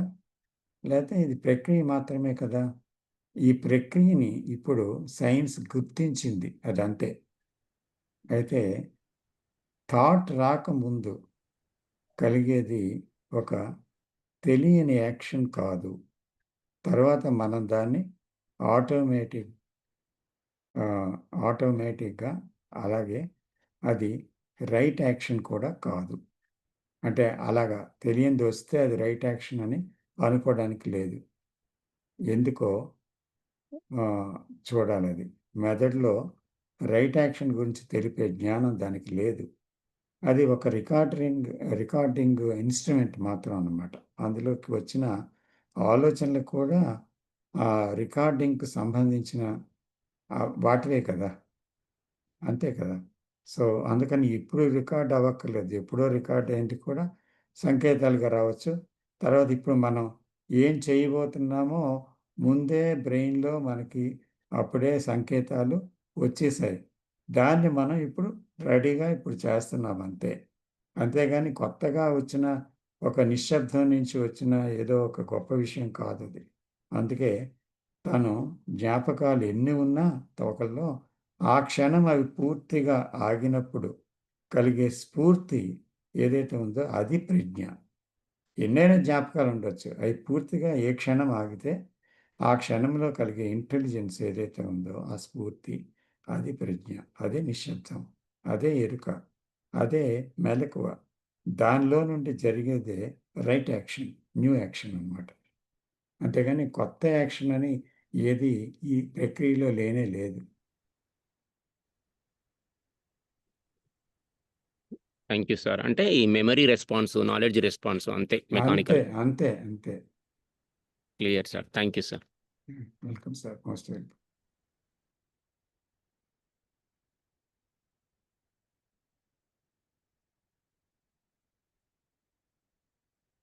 ఇంకెవరికైనా ఎంక్వైరీస్ ఏమున్నాయా? నమస్తే సార్. నమస్తే అమ్మ. సార్ నాకొక చిన్న ప్రశ్న ఉంది సార్. అంటే హ్మ్. ఎంక్వైరీ టైపే సార్. సార్ ఇప్పుడు ఆహ్, ఇమేజ్‌ని థాట్ లేకుండా చూడాలి అని అంటారు కదా! కృష్ణమూర్తి సారు. దేన్ని? ఏమంటారు? ఇమేజెస్‌ని ఆ! థాట్‌లు హ్మ్. లేకుండా చూడాలి. హ్మ్. ఆహ్, ఇప్పుడు ఇప్పుడు ఒక పర్సన్ ఇమేజ్‌ని థాట్ లేకుండా చూస్తున్నారు. కనబడుతుంది. హ్మ్. అప్పుడు అక్కడ చూస్తున్నారు అంతా అర్థమవుతుంది కానీ థాట్ లేదు. హ్మ్. అది కనబడుతుంది గదా సార్ అది. అది ఎవరికి అంటే ఇప్పుడు అక్కడ అబ్జర్వర్ లేడు. హ్మ్. కానీ అంతా అర్థమవుతుంది. హ్మ్. కనబడుతుంది. అంతా అర్థమవుతుంది. ఇది ఇంటెలిజెన్స్‌కి కనబడుతుంది కదా సార్? ఇప్పుడు ఇమేజ్ అంటే సులువుగా అర్థమవడానికి తీసుకుంటే అభిప్రాయం. మీ మీద మీకు కొన్ని అభిప్రాయాలున్నాయి. లేతే ఇతరుల మీద మీకు కొన్ని అభిప్రాయాలున్నాయి. దీన్నేమంటారు? ఈ అభిప్రాయాలు ఇమేజెస్. ఓకే. సో, ఈ అభిప్రాయాలు కాలం ద్వారా ఏర్పడ్డాయి. అంతే కదా! ఎక్స్‌పీరియన్సెస్ ద్వారా మీ గురించి మీకు, ఇతరుల గురించి మీకు ఏర్పడిన అభిప్రాయాలండి. ఈ అభిప్రాయాల్ని ఎలా చూడమన్నారు? చాయిస్‌లెస్ అవేర్‌నెస్‌తో చూడమన్నారు. అంటే ఏంటి? నిశ్శబ్దంలోంచి చూడమన్నారు. నిశ్శబ్దం అంటే నిశ్శబ్దంలోంచి చూడడం ఏంటి? లేతే ఆలోచనతో చూడడం ఏంటి? అంటే ఆలోచనతో ఆలోచనని చూడడం ఒకటి. అంటే ఆలోచించేవాడే ఆలోచనని చూడడం ఒకటి. ఆలోచనలు తనకంట వేరు అని ఆలోచించేవాడు ఆలోచనని చూడడం ఒకటి. అభిప్రాయాన్ని చూడడం ఒకటి. ఆలోచించేవాడు లేకుండా ఉండేటి సమయంలో అంటే అక్కడ చాయిస్‌లెస్ అవేర్‌నెస్‌లో ఆలోచించేవాడు లేడు. అంటే ఇది మంచిది, ఇది చెడ్డది, ఇది అవును, ఇది కాదు, ఇది చాలా ముఖ్యమైనది, ఇది అముఖ్యమైనది, ఇది విలువైనది, ఇది విలువలేనిది, ఇది పనికొచ్చేది, ఇది పనికిరానిది అని 2 విధాలుగా చూసేవాడు ఎవరు లేరు. అంటే విభజన లేదు. ఆ చూపునే ఎంపిక లేని ఎరుక అంటారు. అంటే ఎంపిక ఎవరి నుంచి జరుగుతుంది? నేను నుంచి జరుగుతుంది. నేనెవరు? నేను గతం. అంటే నేను చూచేవాడు. I am the seer. So seeing without the seer. అంటే ఈ చూచేవాడు లేకుండా చూడటం అన్నమాట. అంటే నేను లేకుండా చూడటం. అంటే నేను లేని స్థితిలో ఏముంది? నిశ్శబ్దమే ఉంది. ఆ నిశ్శబ్దము ఉన్న విషయాన్ని గమనిస్తుంది. అంటే ఏది ఉందో దాన్ని. తన తాలూకా అభిప్రాయాలు ఏమున్నాయి అవి. అయితే ఆ అభిప్రాయాల్ని చూసేటప్పుడు ఏం జరిగిందక్కడ? అక్కడ నేనుంటే ఇది తప్పు, ఇది ఒప్పు, ఇలా చేయకూడదు, ఇలా జరిగింది, ఇలాగవ్వాలి అని ఏదో ఒకటి స్టేట్మెంట్ ఇస్తుంది, కంక్లూజన్ ఇస్తుంది, విశ్లేషణ ఇస్తుంది. కానీ నేను లేను కదా అక్కడ. అప్పుడు విశ్లేషణ చేసేవారెవరు? కంక్లూజన్ చేసేవారెవరు? తప్పొప్పులు ఎంచేవారెవరు? మంచి చెడ్డలు ఎంచేవారెవరు? ఎవరు లేరు. కాబట్టి ఆ చూపులో ఏమవుతుంది? ఒక అవగాహన కలుగుతుంది. ఎవరికి అవగాహన కలుగుతుంది? నేనుకు కాదు. ఎందుకంటే నేనక్కడ లేదు కదా! నేనుకు అవగాహన కలిగే అవకాశం లేదు. అంచేత ఏంటి అవగాహన అప్పుడు? అది ఇన్‌సైట్. అంటే అక్కడ కలిగేదేంటంటే దాని మీద ఒక అంతర్దర్శనం కలుగుతుంది. ఈ అంతర్దర్శనం ఎప్పుడైతే కలిగిందో అది మైండ్ మీద, బ్రెయిన్ మీద పూర్తి ఎఫెక్ట్ ఇస్తుందన్నమాట. చాలా గొప్ప ఎఫెక్ట్ ఇస్తుంది. అంటే అసత్యాన్ని అసత్యంగా చూపించగలిగే ఒక తెలివి అది. అది ఎప్పుడైతే అది జరిగిపోతుందో ఆ మనిషిలో ఇమ్మీడియేట్‌గా ఒక పరివర్తన వస్తుందన్నమాట. సో, కాబట్టి అది బ్రెయిన్‌లోని లేతే బ్రెయిన్ చేత లేదా మనసు చేత అర్థం చేసుకునే విషయమే కాదది. ఎందుకంటే అది లేదు. అక్కడ ఏది అర్థం చేసుకుంటుంది అంటే అక్కడ ఏది అర్థం చేసుకోదు. కానీ అసత్యాన్ని అసత్యంగా చూడటమే అర్థం అవ్వడం. సో, దానివల్ల అది రాలిపోతుంది అంతే. అది మహాద్భుతం అన్నమాట. అందుకే ఇట్ ఈస్ ఎ ఫ్లేమ్ అన్నారు. ఇట్స్ నాట్ స్మోక్ అన్నారు. So, the seeing is not far from doing అన్నమాట. The seeing is action. The seeing is that action అన్నమాట. రెండిటికి మధ్య టైమ్ గ్యాప్ లేదు. The moment you see you act అంతే. అది దాంట్లో ఉండే గొప్పతనం.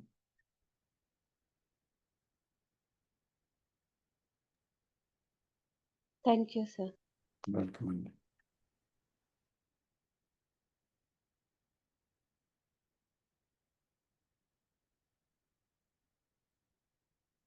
విశ్వనాథరాజు గారు.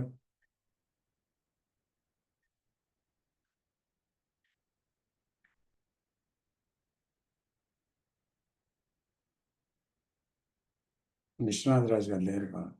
ఉన్నాను సార్. ఉన్నాను సార్.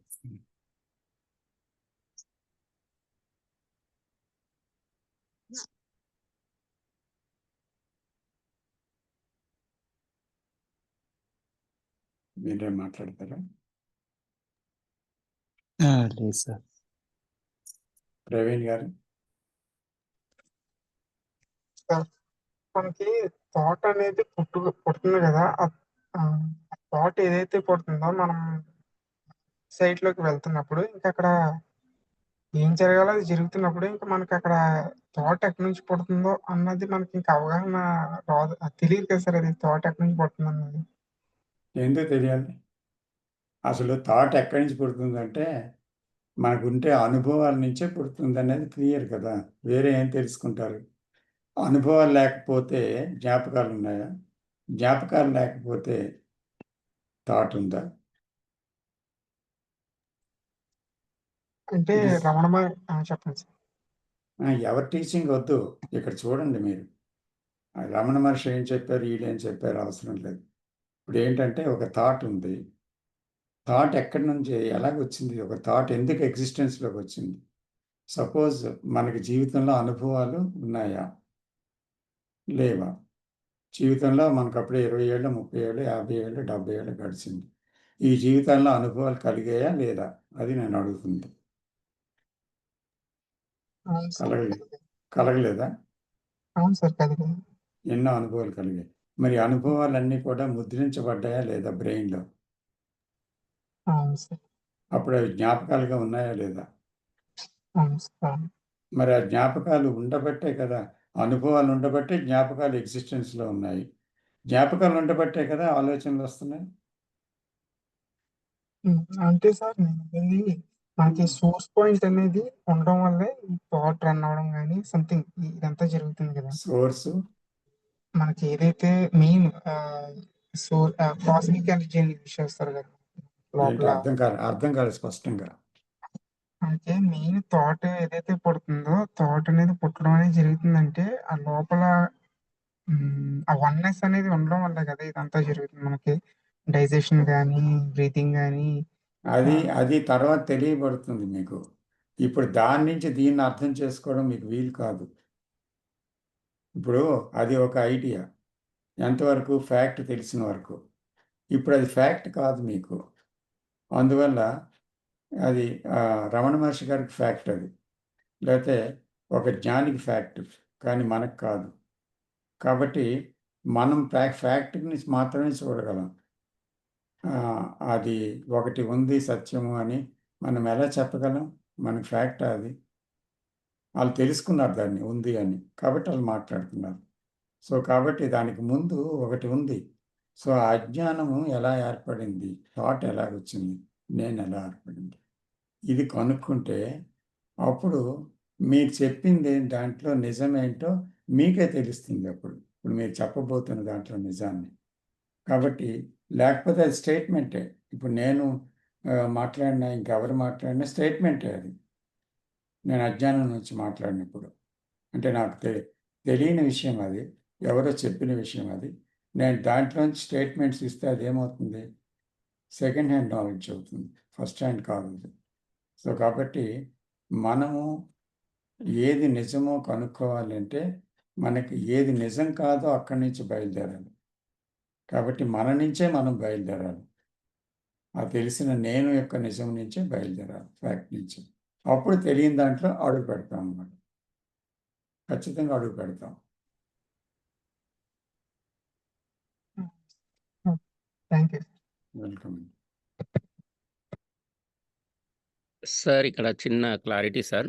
బట్ మెమరీ అంటే అది వేల సంవత్సరాల నుండి బ్రెయిన్ అంటే వేల సంవత్సరాల నుండి తయారైన అది కదా సార్. అవును అవును అవును అవును. థాట్స్ మరి అక్కడ నుండి అంటే బ్రెయిన్కి ఎట్లనైనా రావచ్చు కదా సార్. అవును, అక్కడి నుంచే వస్తాయి. కానీ ఆ బ్రెయిన్ తయారైంది కూడా మూలం ఏంటి? అసలు ఎక్కడి నుంచి మూలం తయారైంది? అనుభవాలనిచ్చే కదా!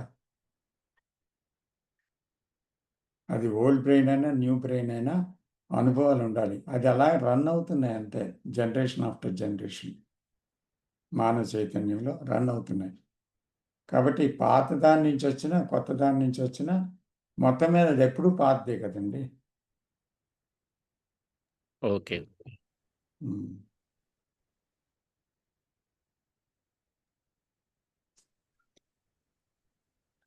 సార్ ఇక్కడ ఒక క్వెషన్ సార్. చెప్పండి. చెప్పండి. థాట్ ఎక్స్‌పీరియన్స్ నుంచి, నాలెడ్జ్ నుంచి వస్తుందని తెలుసుకుంటున్నాము. హ్మ్. కానీ ఆయన కృష్ణమూర్తి గారు చాలా చోట్ల thought is not yours, brain is not yours అంటారు. హ్మ్. అంటే థాట్ ఈస్ నాట్ యువర్స్ అంటే నా ఎక్స్‌పీరియన్స్, నా నాలెడ్జ్ నుంచే థాట్ వస్తుంది గదా సార్! అప్పుడు హ్మ్. అది ఎట్లా అర్థం చేసుకోవాలి అనేది క్వెషన్ సార్. అదా! అంటే ఇప్పుడు నేనేమంటాను, ఇది నా థాట్ అంటారు. హ్మ్. నేనంటాను. మీరేమంటారు? ఇది నాకొచ్చిన థాట్ అంటారు. హ్మ్. అలాగే ఎవరికి వారు చెప్తారు. ఇది నా థాటు, ఇది నా థాట్ అని. అసలు నీ థాట్ అని ఎక్కడుందయ్యా? థాట్ అనేది ఉంది. ప్రపంచం అంతా థాట్ ఉంది. ప్రపంచం మొత్తం చూసుకుంటే అందరూ కూడా కండిషన్ అయి ఉన్నారు. అందరికీ అదే అనుభవాలు, అభిప్రాయాల్లో ఉన్నారు. ఒకరికి అసూయ లేదు, ఒకరికి భయం లేదు, ఒకరికి ఇది లేదని నువ్వు చెప్పగలవా? అందరిలో అవే గుణాలున్నాయి. కొంచెం ఎక్కువ, తక్కువ పాడలో. కాబట్టి నీకు అనిపించింది ఏంటంటే, నా థాట్ అని నీకు అనిపిస్తుంది గానీ, అది నీ థాట్ కాదు. అది ప్రపంచంలో అందరికీ ఉన్న థాటే. అది నీ థాట్ అని నువ్వు ఎలా అనగలవు అంటున్నాను. ఓకే. Okay sir. అర్థమైందా? అర్థమైంది సార్. ఓకే. అది. థాంక్స్. Thank you sir. గాలి లాగరు సార్. గాలి ఎగిరే అదే. నా గాలికనేది లేదు కదా!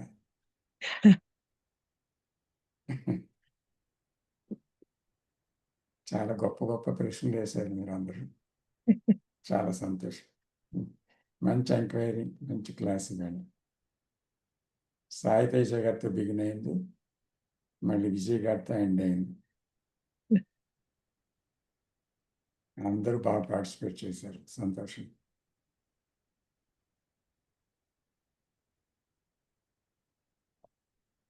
టైం అయిపోయినట్టుంది సార్. టైం అయింది. Time thank you. అయింది. Thank you. Thank you. Thank you so much. So much. Thank you. Thank you thank sir. Thank thank you you. All. Thank you. Thanks sir. Thank thank you you everyone. Sir. Thanks. నమస్తే. నమస్తే.